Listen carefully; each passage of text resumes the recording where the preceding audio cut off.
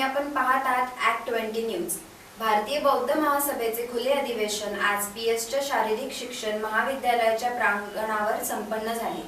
महामानव डॉक्टर बाबासाहेब आंबेडकरांनी आपल्या विपुल ग्रंथातून दाखवलेल्या मार्गावर चालण्याचा प्रयत्न आंबेडकरी समाज करीत असतो, पण अधूनमधून त्याला बाबासाहेबांचे खरे विचार समजावून सांगण्याचे काम भारतीय बौद्ध महासभा तसेच समता सैनिक दलाला करावे लागते। या खुल्या अधिवेशनाचे उद्घाटन राष्ट्रीय कार्याध्यक्ष डॉक्टर भीमराव आंबेडकर यांच्या हस्ते झाले। यावेळी डॉक्टर हरीश रावलिया, ॲडव्होकेट एस.के. भंडारे, भारतीय बौद्ध महासभा जिल्हाध्यक्ष किशोर जोहरे, भिकाजी कांबळे, सुनील वाघमारे, डी.एम. आचार्य आदींची उपस्थिती होती। जेव्हा 1985-86 ला कॉलेजमध्ये शिकायचो त्यावेळेस आमच्या आधी शिकणाऱ्या विद्यार्थ्यांमध्ये आणि त्यातील नागशेन परिसरामध्ये शिकणाऱ्या विद्यार्थ्यांच्यामध्ये एक स्पिरिट होतं। तिथं शिकून येणारी सगळी कॉलेजची मुलं आम्ही लहान असताना आम्हाला म्हणायची, बाबासाहेबांचा हा ग्रंथ वाचला का, बाबासाहेबांचा हा ग्रंथ वाचला का, बाबासाहेबांचा हा ग्रंथ वाचला का।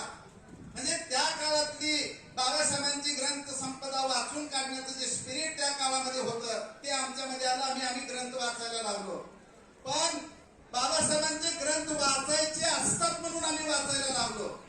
पण जेव्हा बुद्ध आणि त्यांचा धम्मग्रंथ आम्ही वाचायला लागलो तेव्हा एक पुस्तक म्हणून वाचत असताना माझ्या हाती काही लागलेलं नाही। ज्या हाती बाबासाहेब बुद्ध आणि त्यांचा धम्म हा ग्रंथ लिहितात। पुरुषोत्तम करंडक आंतर महाविद्यालयीन एकांकिका स्पर्धेला आजपासून सुरुवात झाली। प्रख्यात लेखक दिग्दर्शक चंद्रकांत कुलकर्णी यांच्या हस्ते या स्पर्धेचे उद्घाटन झाले। तर यावेळी प्रमुख पाहुणे म्हणून आमदार आणि मराठवाडा शिक्षण प्रसारक मंडळाचे सचिव सतीश चव्हाण हे उपस्थित होते। महाराष्ट्र कलोपासक संस्था पुणे आणि देवगिरी महाविद्यालय नाट्यशास्त्र विभाग यांच्या संयुक्त विद्यमाने पैठणगेट येथील यशवंतराव चव्हाण नाट्यगृहात या स्पर्धा होत आहेत। यावेळी प्राचार्य डॉक्टर अशोक तेजनकर, उपप्राचार्य doctor Dilip Khairnar, doctor Anil Ardad, doctor Aparna Taware, नाट्यशास्त्र विभाग प्रमुख डॉक्टर नीरज बोरसे, संध्या मोहिते आदींची उपस्थिती होती।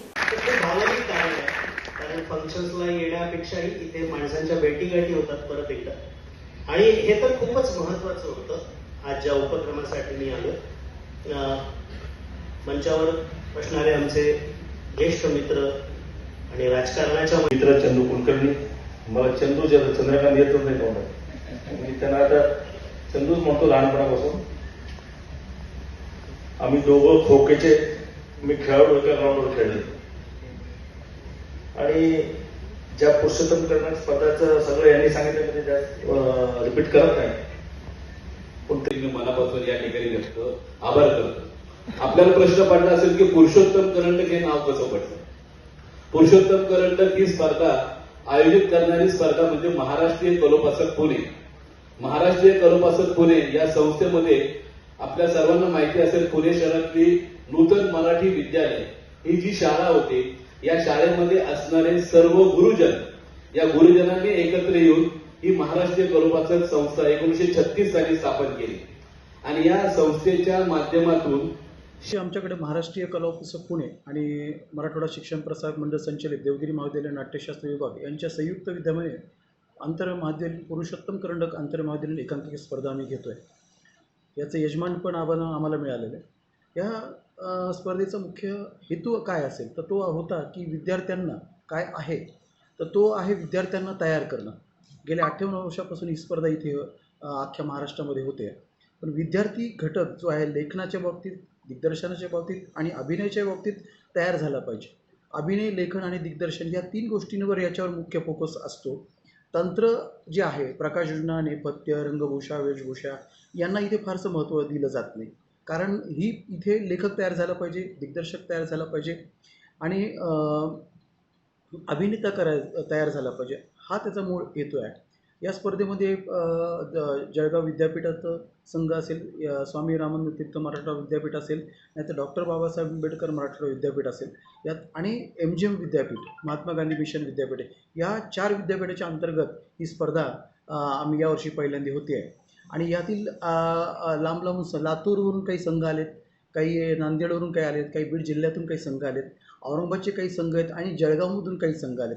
असे एकूण अत्यंत मानाचे संघ आणि अत्यंत चुरशीची स्पर्धा ही रंगणार आहे। या स्पर्धेमध्ये सर्व सहभागी कलावंत जे आहेत त्यांनी अत्यंत मेहनत करून काही स्वलिखित काही दुसऱ्या नाटककारांच्या संहिता घेऊन त्यांनी आपल्या एकांकिका ते 2-3 ऑक्टोंबर 2023 या रोजी सकाळी 10 ते संध्याकाळी 7 वाजेपर्यंत ते सादर करणार आहेत. याचा बक्षीस वितरण समारंभ जो आहे त्याचा समारोप जो आहे तो 3 तारखेला होतो आहे आणि याचं उद्घाटन जे आहे ते उद्या 1 तारखेला संध्याकाळी 5 वाजता प्रतिदियश चंद्रकांत कुलकर्णी दिग्दर्शक, नाट्य आणि चित्रपट दिग्दर्शक आहेत, त्यांच्या हस्ते होतो आहे. आणि आमच्या महाविद्यालयाचे मराठवाडा शिक्षण प्रसारक मंडळाचे सरचिटणीस आदरणीय आमदार सतीश भाऊ चव्हाण यांच्या हस्ते यांच्या अध्यक्षतेखाली हा समारोप होतो आहे. मी सर्वांना, सर्व संघांना मनापासून माझ्या शुभेच्छा. ठीक आहे. एकीकडे आरक्षणावरून राज्यात विविध प्रकारचे आणि समाजांचे आंदोलन सुरू आहे. मराठ्यांना कुठल्या पद्धतीने आरक्षण मिळावे यासाठी मनोज जरांगे पाटील यांच्या उपोषणानंतर मराठा समाज आक्रमक झालेला आहे. ओबीसी समाजानेही आंदोलन करून ओबीसी कोट्यातून आरक्षण द्यायला विरोध केला आहे. मात्र हे वादविवाद होत असतानाच महाराष्ट्रातील विरोधी पक्ष असलेल्या आणि इंडिया आघाडीतील सोबती काँग्रेस आणि शिवसेनेत वादाची ठिणगी पडण्याची शक्यता निर्माण झाली आहे. विधानसभेतील विरोधी पक्षनेता काँग्रेसचे विजय वडेट्टीवार यांनी विधान परिषदेचे विरोधी पक्षनेता अंबादास दानवे यांच्यावर शरसंधान साधताना त्यांच्याकडे ओबीसीचे प्रमाणपत्र असल्याचा खळबळजनक आरोप केला आहे. त्याला अंबादास दानवे यांनी प्रत्युत्तर देत असे कुठलेही प्रमाणपत्र आपल्याकडे नाही आणि वडेट्टीवार यांच्याकडे असेल तर त्यांनी सादर करावे असे आवाहन दिले.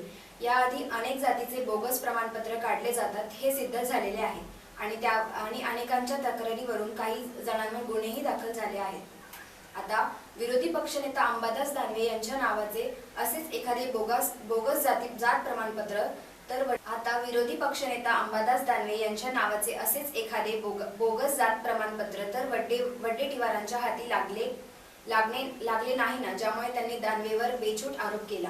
काहीही असेल पण या एका आरोपामुळे इंडियाच्या आघाडीत बिघाडी होऊ शकते हे मात्र नक्की. मी तुम्हाला या ठिकाणी सांगतोय, या राज्याचे विधान परिषदेतील विरोधी पक्षनेते अंबादास दानवे मराठा आहेत. त्यांनी ओबीसीची सर्टिफिकेटही घेतली आणि व्हॅलिडिटीही घेतली. आतापर्यंत मराठवाड्यामध्ये 28 लाख लोकांना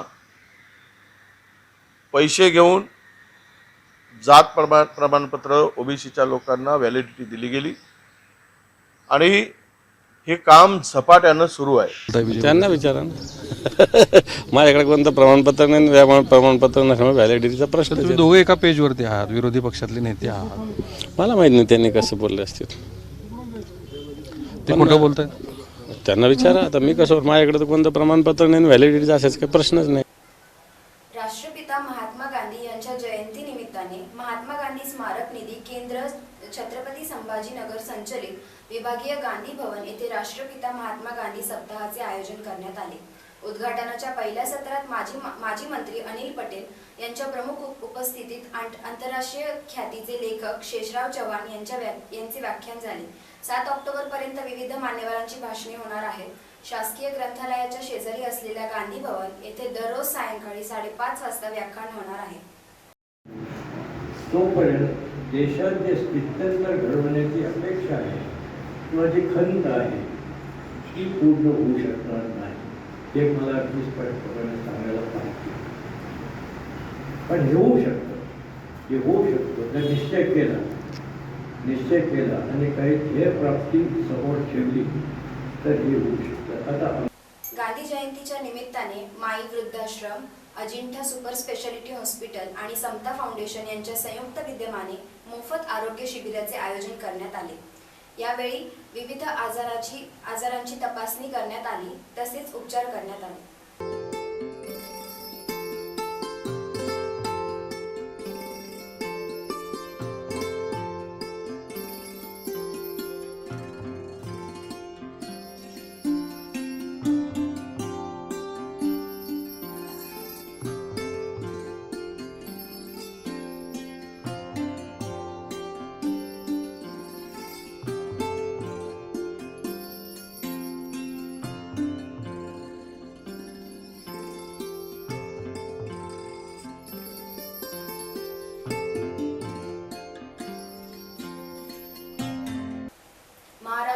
नवनिर्माण सेनेचे विभाग अध्यक्ष शिवा ठाकरे यांच्या वाढदिवसानिमित्त बाबासाहेब बालगृहामध्ये विद्यार्थ्यांना मिष्ट अन्नाची मेजवानी देण्यात आली.